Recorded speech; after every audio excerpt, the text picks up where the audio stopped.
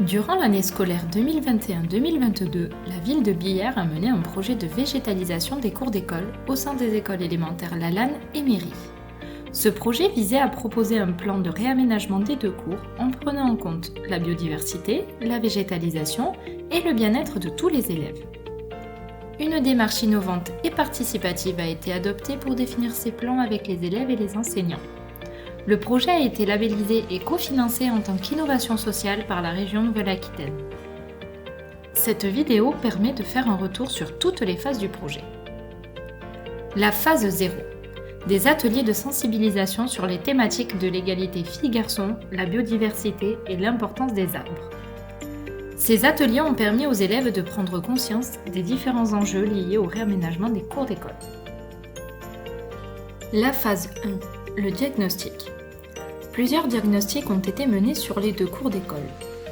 Tout d'abord, un état des lieux techniques a été réalisé par les services techniques de la ville. Ils ont recensé les réseaux existants sous le sol, les différents types de revêtements au sol, ainsi que la végétation existante sur chacune des cours. Ensuite, le service des transitions de la ville de Billère a réalisé des observations sur les usages et le comportement des élèves lorsqu'ils sont en récréation. Pour la suite du diagnostic, ce sont les élèves qui ont été mis à contribution. 4 cartes reprenant les thématiques de la météo, du mobilier, de la végétation et des usages dans la cour ont été complétées par les élèves de chaque classe. Un autre outil très apprécié des élèves et enseignants a permis de récolter le point de vue de chaque élève de façon ludique. La maquette « J'aime, je n'aime pas ». Les élèves ont été invités à placer des drapeaux verts « J'aime » et rouge « J'aime pas » sur une maquette 3D de la cour en expliquant pourquoi ils aimaient cet endroit ou pourquoi ils ne l'aimaient pas. Les adultes usagers de la cour ont aussi eu leur mot à dire. Un questionnaire leur a été administré afin de récolter leur avis. L'objectif de ce diagnostic était d'avoir une base sur laquelle travailler pour les phases suivantes.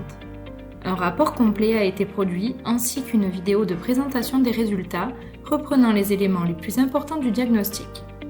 Cette vidéo a été présentée aux élèves, enseignants, personnel de l'école et tous les acteurs du projet.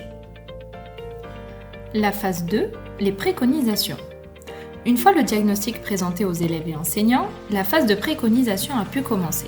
L'objectif était que chaque classe produise un projet pour la cour d'école. Plusieurs étapes étaient nécessaires afin d'avoir des plans réalistes et répondant aux résultats du diagnostic. Les élèves ont d'abord repris les besoins identifiés résultant du diagnostic. Ils ont ensuite défini des enjeux sur 3 thèmes, le confort climatique, le lien avec la nature et le bien-être de tous les enfants. À la suite de cette étape, ils ont commencé à réfléchir au projet en faisant des propositions grâce à des planches d'inspiration sur l'eau, les équipements, les revêtements de sol. Les élèves, accompagnés de leurs enseignants et certains animateurs périscolaires, ont travaillé sur un fond de plan de la cour et ou une maquette en 3D. Ils ont également produit un cahier des charges permettant de justifier leur choix d'aménagement. La phase 3, la campagne et le vote pour le projet préféré.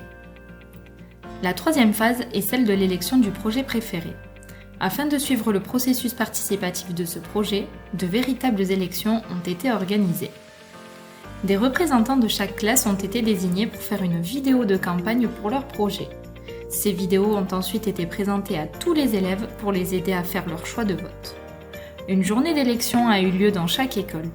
Les conditions réelles ont été reproduites à l'identique d'un vote pour les présidentielles. Bulletins, isoloirs, urnes et signatures de chaque élève. Les bureaux de vote étaient tenus par des élus. Les élèves, enseignants, animateurs, personnel d'entretien et de restauration ont tous pu voter. Le dépouillement a été organisé en fin de journée avec des élèves scrutateurs. Le résultat a été communiqué via une vidéo présentant le plan élu. La phase 4, le plan final réalisé par un concepteur. Afin de réaliser les travaux du plan élu, il a fallu faire appel à un concepteur qui a repris et affiné les plans élus et certains éléments récurrents des autres plans non élus. Voici donc les cours d'école une fois que les travaux seront terminés.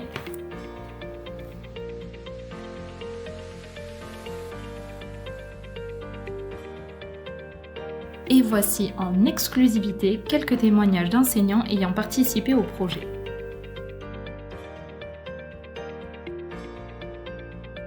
une incroyable expérience. Moi, je trouve que c'était un projet citoyen qui travaillait beaucoup sur la coopération entre les élèves. Extraordinaire. Alors ce projet il a été fédérateur pour la classe et pour l'école et il a permis aux élèves de s'investir dans un parcours citoyen.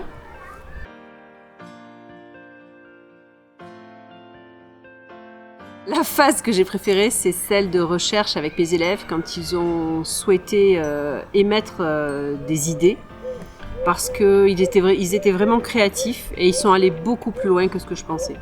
Ma phase préférée était sans doute la phase en amont de réflexion sur l'égalité filles-garçons, une réflexion sur la biodiversité de manière générale, tout le travail en amont avant la création des plans, même si le travail sur la création des plans était aussi très intéressant. La phase de recherche suite au diagnostic pour mettre en place, pour trouver les éléments qui pouvaient répondre à nos besoins. La phase qui m'a le plus plu, ce serait, je pense, la rédaction du cahier des charges, après qu'on ait construit le plan, parce que les élèves ont beaucoup dialogué entre eux, ils ont beaucoup échangé sur des problématiques, et ça a permis en fait de relever des questions aussi en EMC, en éducation morale et civique. Donc c'est la phase qui a été le plus intéressante d'un regard professionnel.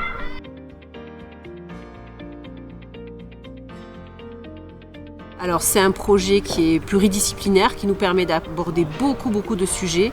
Les enfants sont très créatifs parce qu'ils sont concernés. C'est un projet citoyen où on travaille beaucoup l'éducation morale et civique, donc c'est très intéressant. Et ensuite, on est largement accompagné par les services de la mairie, on est chouchouté et on a des moyens incroyables. Donc allez-y, foncez, chers collègues. Je crois que c'est un projet qui aujourd'hui a fédéré énormément l'ensemble de l'équipe pédagogique et l'ensemble des élèves de l'école. Je crois qu'il faut s'y donner à fond, le mener du début à la fin et être fier du résultat, car le résultat sera à l'image de la volonté des élèves. Alors je dirais que même si ça peut sembler très chronophage dans le temps, c'est une expérience innovante qu'on a, je pense, moi je n'ai jamais eu l'occasion dans mon parcours d'enseignante de pouvoir réfléchir avec mes élèves à notre cadre de vie et le modifier, l'améliorer, voilà. Donc c'est quand même une expérience unique. Alors un conseil, prendre le projet avec légèreté. En fait, finalement, on s'est mis beaucoup de pression, mais avec les élèves investis, ça a roulé, tout s'est déroulé très bien. Et en fait, faire confiance aux élèves, ils savent très bien ce qu'ils veulent pour leur cours d'école. Et de les voir aussi investis dans la construction de leur avenir, dans leur investissement des petits citoyens qui sont dans leur école, c'était très positif et je les encourage à participer au projet.